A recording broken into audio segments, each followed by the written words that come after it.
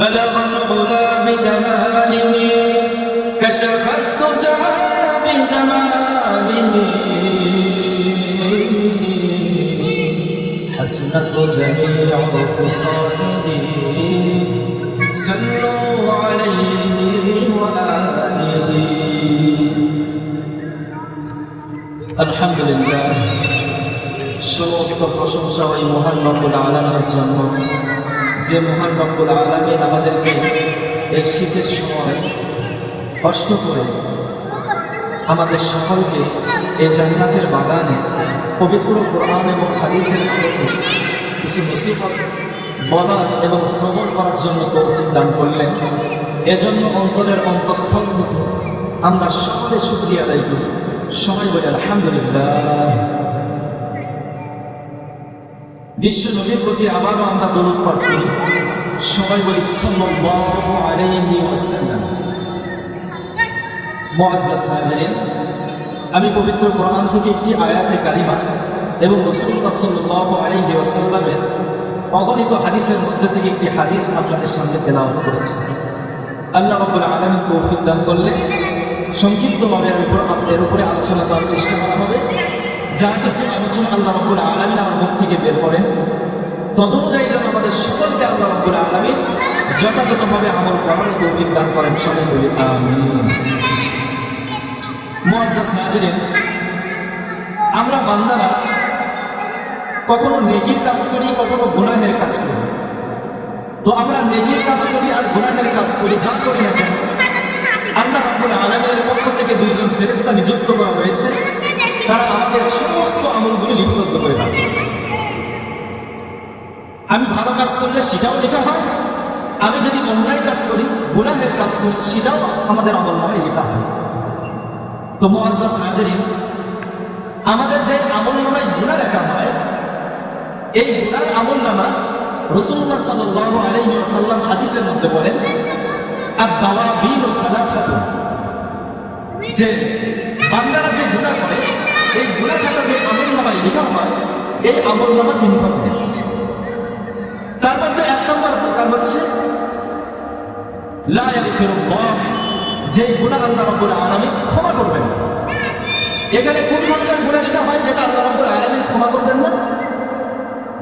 রাসূলুল্লাহ সাল্লাল্লাহু আলাইহি ওয়াসাল্লাম বলেন আল ইশরাকু বিল্লাহ, তথা আল্লাহর সঙ্গে যদি কেউ কাউকে শরীক করে তো আল্লাহ রাব্বুল আলামিন এই গুনাহকে ক্ষমা করবেন না।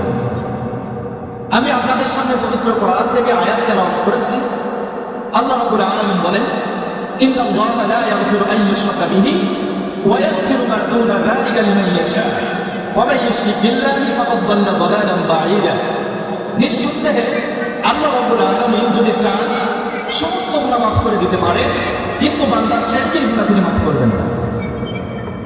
আল্লাহ রাব্বুল আলামিন অন্য জায়গায় বলেন ইন্নাহু মান ইউশরিক বিল্লাহ, নিঃসন্দেহে যে আল্লাহর সঙ্গে কাউকে শরীক করলো ফাকাদ হারামাল্লাহু আলাইহিল জান্নাহ, তার উপর আল্লাহর জান্নাত হারাম হয়ে গেল।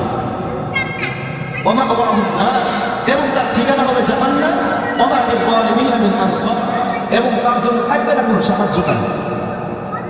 রাসূলুল্লাহ সাল্লাল্লাহু আলাইহি ওয়াসাল্লামকে সম্বোধন করে আল্লাহ রাব্বুল আলামিন পবিত্র কোরআনের মধ্যে বলেছেন ওয়া লাকাদ উহিয়া ইলাইকা ওয়া ইলাল্লাযীনা মিন ক্বাবলিক, হে রাসূল আমি আপনার প্রতি ওহী প্রেরণ করেছি এবং আপনার পূর্ববর্তী যেগুলো রাসূল পয়গম্বর দুনিয়াতে এসেছিল তাদের উপর আমি ওহী প্রেরণ করেছি।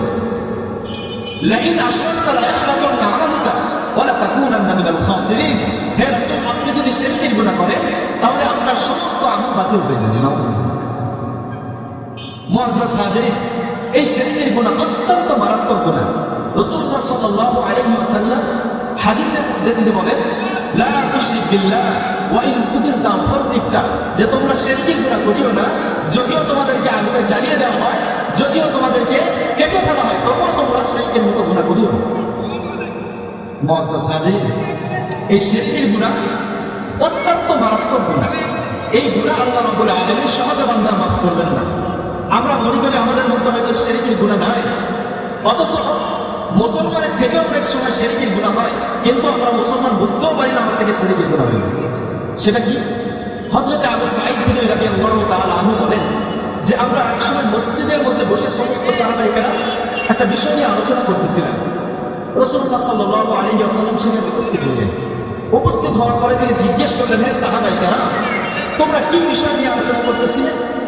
সাহাবায়ে কেরামরা জবাব দিলেন, ইয়া রাসূলুল্লাহ, শেষ জামানায় দাজ্জাল আসবে, বড় ফিতনা ফাসাদ সৃষ্টি করবে, তার ফিতনা ফাসাদ থেকে বাঁচা বড়ই কঠিন হয়ে দাঁড়াবে, তার ফিতনা ফাসাদ এবং সেখান থেকে বাঁচার উপায় এইগুলো নিয়ে আমরা আলোচনা করতেছিলাম। রাসূলুল্লাহ সাল্লাল্লাহু আলাইহি ওয়াসাল্লাম বললেন, হে সাহাবায়ে কেরাম, আমি তোমাদেরকে এমন একটা বিষয়ের কথা বলবো না যেটা দাজ্জালের ফিতনার চাইতেও বড় ভয়াবহ। সাহাবায়ে কেরাম আশ্চর্য হলেন যে দাজ্জালের ফিতনার চাইতেও ভয়াবহ ফিতনা আবার হতে পারে। তখন রাসূলুল্লাহ সাল্লাল্লাহু আলাইহি ওয়াসাল্লাম বললেন, হে সাহাবায়ে কেরাম, তোমরা শুনে রাখো, আমি আমার উম্মতের জন্য সবথেকে বেশি ভয় করি শিরকে খফির ব্যাপারে। শিরকে খফি কাকে বলে? এক কথায় যদি আপনাদেরকে সহজ ভাষায় বলতে চাই, তাহলে শিরকে খফি বলা হয় রিয়াকে, অর্থাৎ লোক দেখানো আমলকে। আমি যদি আল্লাহ তাআলার রাস্তায় আমল না করি, এই আমলটা যদি আমার কোনো মানুষকে দেখানোর উদ্দেশ্য হয়, আমার নামাজ, আমার রোজা বা যে কোনো আমল যদি এটা মানুষকে দেখানোর উদ্দেশ্যে হয়, তাহলে আল্লাহ রাব্বুল আলামিন এই গুনাহ আমাদের শিরকের মধ্যে পড়ার কারণে এটা ক্ষমা করবেন না। এই জন্য মুআজ্জাজ সাহেব, আমরা শিরকি গুনাহ থেকে